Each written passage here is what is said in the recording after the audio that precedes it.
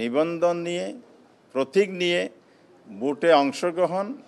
এবং জনগণের পছন্দের প্রার্থী দাঁড়িপাল্লার প্রতীকে ভোট দেওয়ার যে বাধা ছিল এটা উঠে গিয়েছে এবং এটা আরেকটা নতুন দৃষ্টান্ত হয়েছে যে অন্যায়, অবিচার, ধামাচাপা দিয়ে জোরপূর্বক রাষ্ট্রযন্ত্র ব্যবহার করে দীর্ঘদিন চাপিয়ে রাখা যায় না। গতকাল আমাদের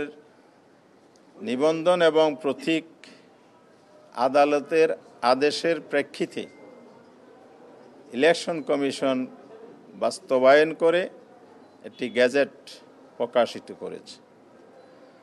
এটার মধ্য দিয়ে আদালতের যে ন্যায় বিচার এবং ইলেকশন কমিশন বাস্তবায়নের মধ্য দিয়ে জাতিকে আশান্বিত করেছে এবং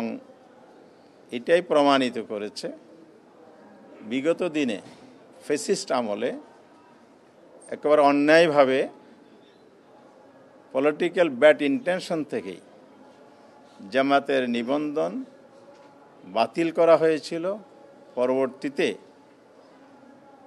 দাঁড়িপাল্লা যে প্রতীক, আমাদের দলীয় প্রতীক, সেটাও এই নিবন্ধনের সাথে যুক্ত করে আমাদের প্রতীক কেড়ে নেওয়া হয়েছিল। চরম অন্যায় করা হয়েছিল, আমাদের অধিকার লঙ্ঘন করা হয়েছিল। গতকালের গেজেট আমাদের সেই অধিকার আদালতের আদেশের মাধ্যমে ফিরে এসেছে এবং দেশে ন্যায় বিচার প্রতিষ্ঠার পথ সুগম হয়েছে এবং বর্তমান সরকার এবং এই ইন্ডিপেন্ডেন্ট ইলেকশন কমিশন এই ক্ষেত্রে আগামী দিনের পথ চলা, গণতন্ত্রের পথে হাঁটা এবং জনগণের যে রক্তের বিনিময়ে গণ অভ্যুত্থান আগস্ট হয়েছিল সেই প্রত্যাশার প্রতিফলন ঘটেছে বলে আমরা মনে করি। আমরা গতকালে ফরমালি এই জন্য ব্রিফিং করেছি, আল্লাহর শুকরিয়া আদায় করেছি এবং সর্বোচ্চ আদালতের মাধ্যমে যেটা আমরা আমাদের রাইট পেয়েছি, এজন্য দেশবাসী যে প্রতীক্ষা ছিল আগামী দিনে জামাত ইসলামী তার নির্বাচনের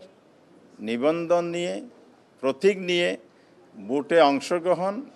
এবং জনগণের পছন্দের প্রার্থী দাঁড়িপাল্লার প্রতীকে ভোট দেওয়ার যে বাধা ছিল এটা উঠে গিয়েছে এবং এটা আরেকটা নতুন দৃষ্টান্ত হয়েছে যে অন্যায়, অবিচার, ধামাচাপা দিয়ে জোরপূর্বক রাষ্ট্রযন্ত্র ব্যবহার করে দীর্ঘদিন চাপিয়ে রাখা যায় না।